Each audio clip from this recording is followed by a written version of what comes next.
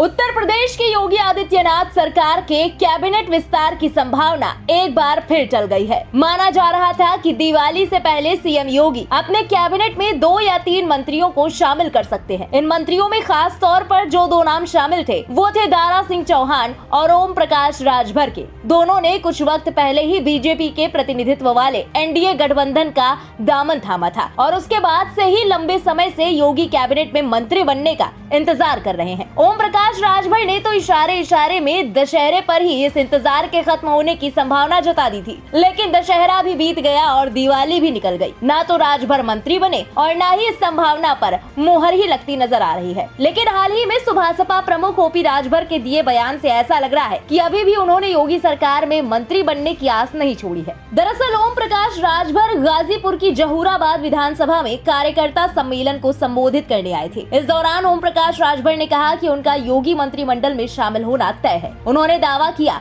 कि लखनऊ और दिल्ली में फैसला हो चुका है, ऐसे में कभी भी उन्हें मंत्रिमंडल का हिस्सा बनाया जा सकता है। वहीं जब उनसे उनके कुछ ही वक्त पहले इंडिया गठबंधन के नेताओं के साथ संपर्क होने के बयान पर सवाल पूछा गया तो उन्होंने कहा कि उनके इंडिया गठबंधन के नेताओं से संबंध जरूर है, लेकिन इसका ये मतलब कतई नहीं है कि वो एनडीए छोड़ने जा रहे हैं। 2024 में वो तीसरी बार पीएम नरेंद्र मोदी को प्रधानमंत्री बनाने जा रहे हैं। मंत्रिमंडल के संबंध में जो बात तय है कि मंत्रिमंडल का विस्तार होगा तो आपको शामिल किया जाएगा। जहां तक सवाल आपको कि हमारे तरफ से तारीख, मैंने कोई तारीख नहीं दी। अखबार टीवी में जो भी बातें आई, हमसे अगर पूछा गया तो हमने कहा था कि हम 7 तारीख को बताएंगे, क्योंकि 7 को हमारी बात होनी थी कि मंत्रिमंडल विस्तार की क्या संभावना है। तो उधर से बात आई कि अभी हम लोग चुनाव में व्यस्त हैं और चुनाव में जो मध्य प्रदेश का चुनाव बीत जाता है तो फिर इस पर चर्चा होगी। हमारा सबसे संपर्क रहता है। अब हम भी चाय पीने जाते हैं, वो भी चाय पीने जाते हैं। राजनीति अपनी जगह है। जब देश के बड़े नेता एक साथ बैठ करके चाय पीते हैं और छोटे कार्यकर्ता नीचे आपस में बेचारे लड़ते हैं, तो उसी बात पर मैंने कहा है कि हमारी बात सबसे होती है। वहीं सपा नेता स्वामी प्रसाद मौर्य की विवादित टिप्पणी पर भी उन्होंने प्रतिक्रिया दी। ओम प्रकाश राजभर ने आरोप लगाया कि स्वामी प्रसाद मौर्य संविधान को नहीं मानते। हमको तो लगता है कि स्वामी प्रसाद मौर्य जी को पीजीआई भर्ती होना चाहिए। ये संविधान की बात नहीं मानते।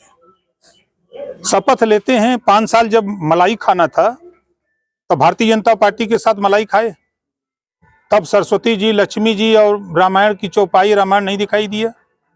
5 साल थे ना। 4 बार लगातार बहुजन समाज पार्टी में मंत्री थे, तब नहीं दिखाई दिया। अब सत्ता से बेदखल होने के बाद दिमाग का दिवालियापन हो गया है।